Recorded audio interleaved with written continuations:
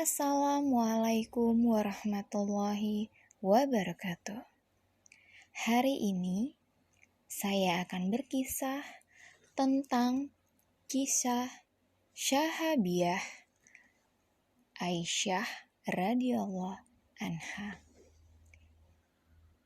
berpisah dengan Rasulullah sallallahu alaihi wasallam.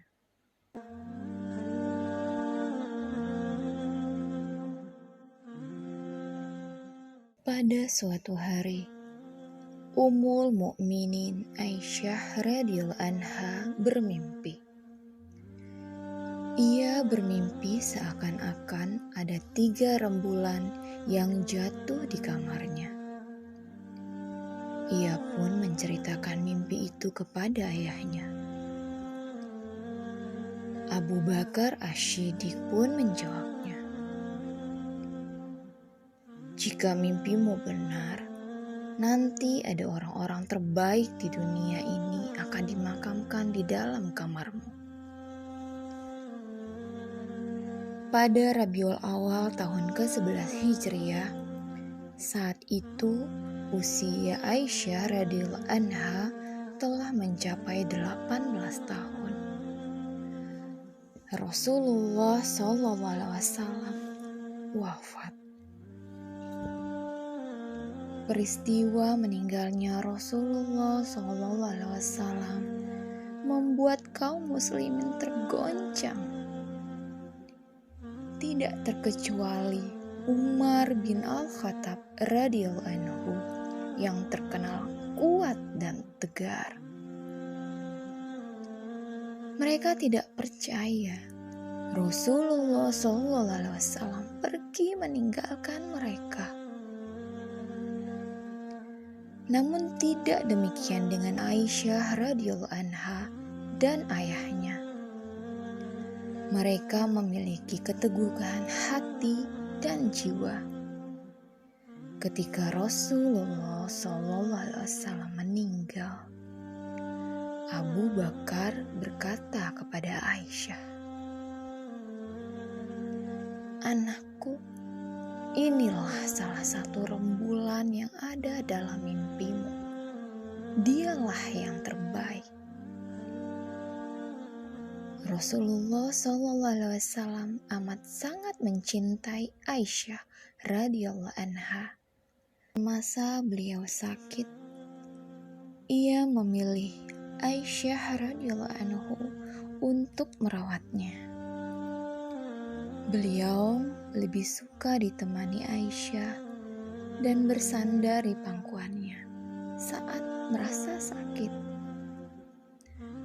Selain karena Aisyah adalah istrinya yang paling beliau cintai, juga karena Aisyah masih muda dan memiliki ingatan yang kuat. Aisyah radhiyallahu anha mampu menceritakan kembali kejadian-kejadian yang dialaminya selama hari-hari terakhir bersama Rasulullah SAW. Hal ini menjadi rujukan sejarah Rasulullah SAW hingga hari ini. Banyak kenangan manis Aisyah pada hari-hari terakhir bersama suaminya. Saat merawat Rasulullah SAW, Aisyah radhiyallahu anha didatangi seorang sahabat Rasulullah SAW bernama Abdurrahman, yang tidak lain adalah adiknya Aisyah. Ia membawa siwak.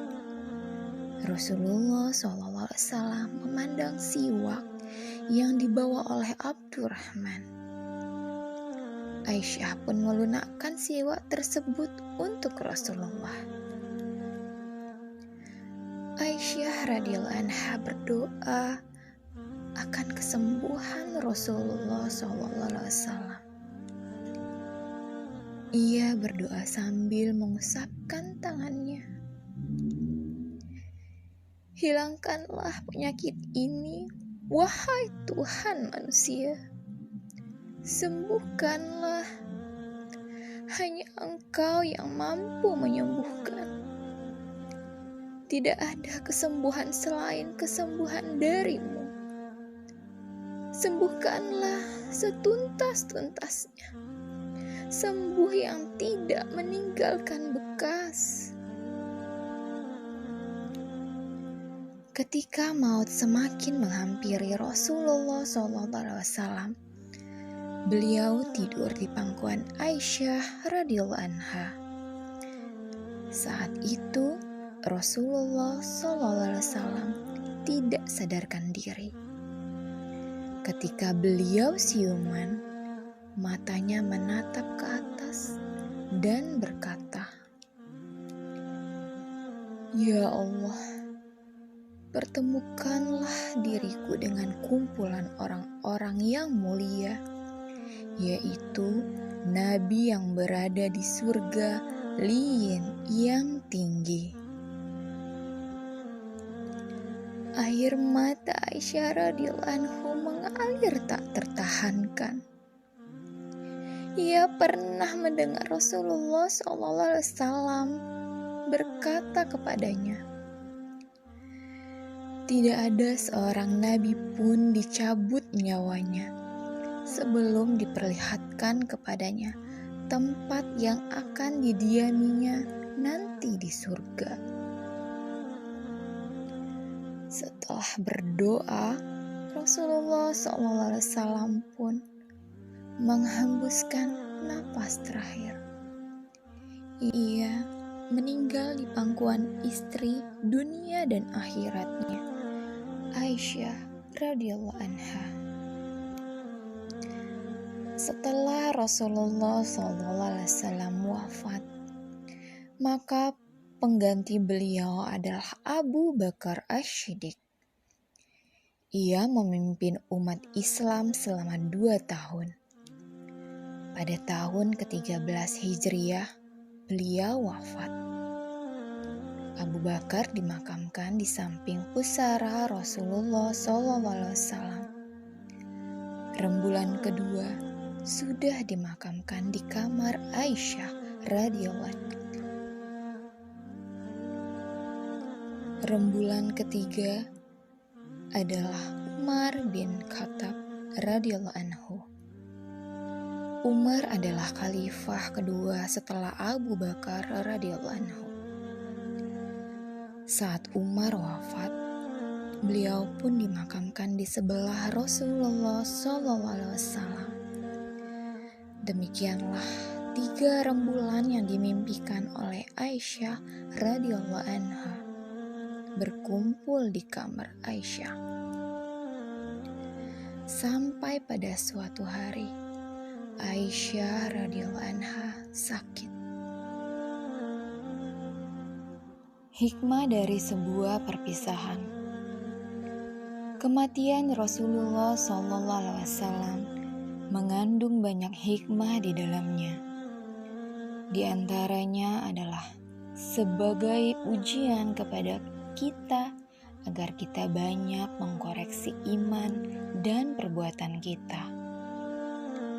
Adapun pelajaran yang diperoleh dari peristiwa perpisahan adalah melazimkan seorang mukmin banyak-banyak bersyukur meski musibah dunia melandainya. Karena musibah dunia tidak lebih berat sama sekali dengan musibah agama. Bahkan musibah dunia dapat menjadi kafarat dosa bagi yang bersabar dari keluhan dan ratapan.